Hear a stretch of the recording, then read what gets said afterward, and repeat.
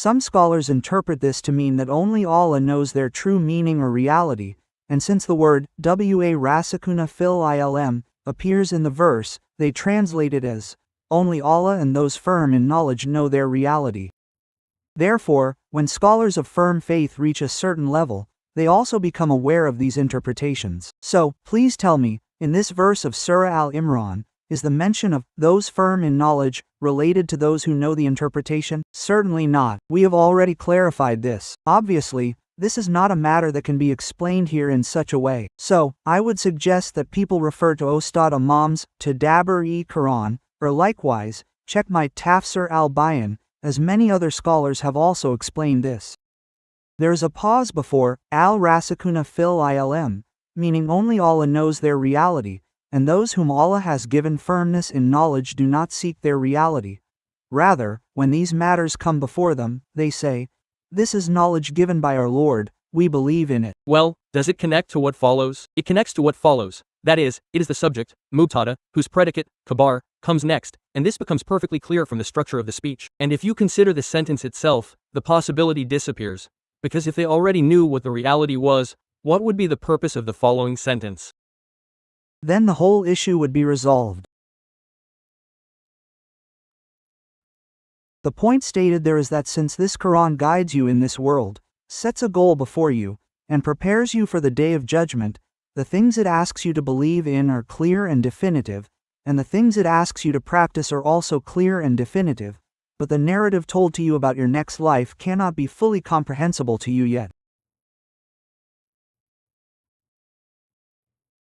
You can be shown a picture of it, but that picture will be in your own language. Its true reality will only be revealed later. This is what is being conveyed, stating that only Allah knows their reality, and those whom Allah has given firmness in knowledge do not pursue it. It has been stated earlier who goes after them.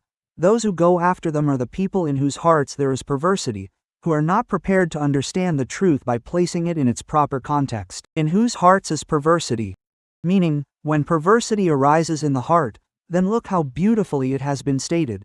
Either a person makes those very things a subject of debate, as we find many examples in the Holy Quran where the Quran says that the tree that will grow in the depths of hell will be a bitter tree, the tree of Zakum. Now, obviously, what was the intent behind stating this? The intent was to contrast the splendor of this world, its trees, plants, and greenery, with the bitterness that will be before you there.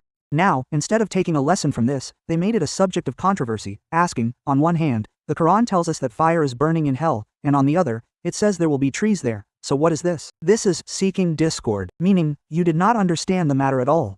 You neither understood the nature of that fire, nor did you understand the presence of trees there. By drawing analogies from this world, you wanted to make it a subject of mockery and ridicule. This is what seeking discord is. Well, in the same way, some theologians and some people with an interest in philosophy delved into trying to see how this transient world came into existence from that eternal being.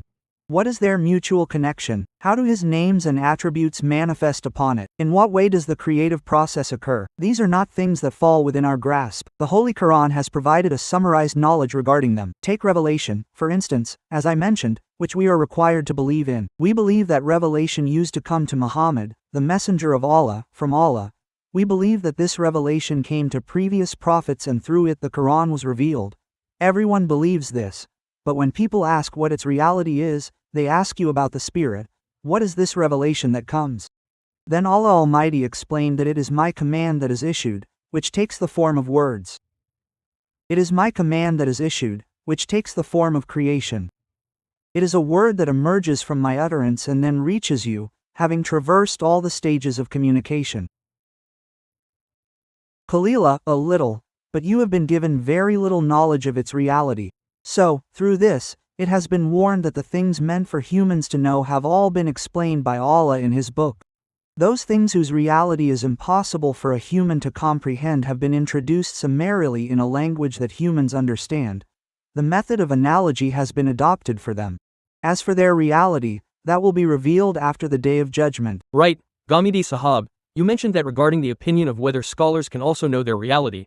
What is the meaning of this discourse in this verse? Usually, a tradition is also presented, and it is said that this knowledge of ta'wil, interpretation, true reality, can also be attained by some people. Along with this, there is a prayer attributed to the Prophet, peace be upon him, in favor of Sayyidina Ibn Abbas, where he said, Aliyo at Tawil, teach him the knowledge of Tawil. So, what knowledge is being referred to here? This is in the sense of tafsir, exegesis, just like we also use the term. You see, many exegeses of the Quran have been written among us, which have been named Tawil themselves. Tawil is tafsir, meaning the attempt to understand the meaning of something. This is a second usage. Yes, so this usage has occurred in the Holy Quran as well, and you will see this usage in some places in the Hadith too, but the actual purpose of Tawil is reality.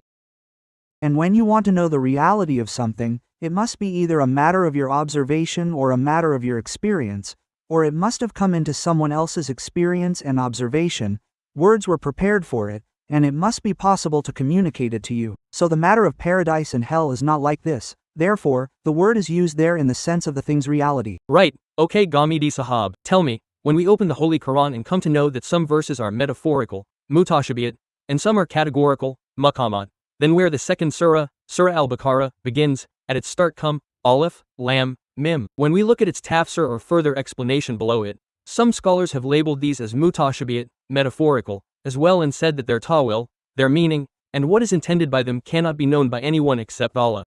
So tell me, when we open the Quran, when an ordinary person engages with the Quran, they immediately receive a message at the very beginning that there is something whose meaning we do not know. It relates neither to heaven, nor to hell, nor to the unseen world. So are these muqatat letters, like Alif, Lam, Mim, or others that appear, are they among the ambiguous verses, mutashabiyat, or the clear ones, maqamat? Not at all, they are names of the surahs. If you look, all research scholars explain this very clearly. Look at the introduction to Zamashari's commentary, or Imam Razi's work. Everyone is aware that these are the names of the surahs, meaning Allah Almighty named the surahs in this way.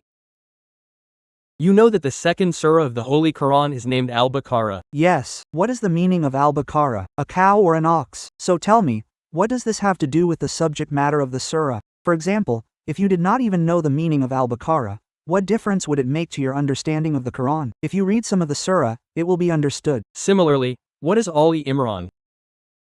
In the third surah, there is a verse that says, Indeed, Allah chose Adam, Noah, the family of Abraham, and the family of Imran over the worlds, meaning the family of our Master Jesus, peace be upon him, is mentioned, where his ancestor is Imran. Since he was mentioned, people named this surah Ali Imran. These names of the surahs that you find today were mostly assigned by the companions. I see. The names that Allah Almighty assigned to the surahs are in the form of these muqatat letters. And Imam Farahi has uncovered this secret very beautifully. He explained that in ancient languages, these alphabets were symbols of objects. For example, Baqarah is the name of an animal, and you named it after that. Similarly, you named it after a person. Look at Surah Al-Qalam in the Holy Quran. A pen is also an object, isn't it, with which one writes, none, by the pen and what they inscribe. Quote, since the word qalam, pen, appeared in it, it was named Al-Qalam, but the name assigned by Allah Almighty is none. None means fish, so these alphabets, the ancient alphabets that came from Hebrew, are all names of objects. Correct, and in the beginning, these letters were written in the shapes of those very objects. Gradually, their forms kept changing. Those who are familiar with the history of letters, and know the past and background of writing, also know how strong the point is that Imam Farah has pointed towards. So, by combining these very things, that is, the prominent features, Allah Almighty has named the surahs. If you do not know their meaning, it makes no difference. These are not called mutashabiyat.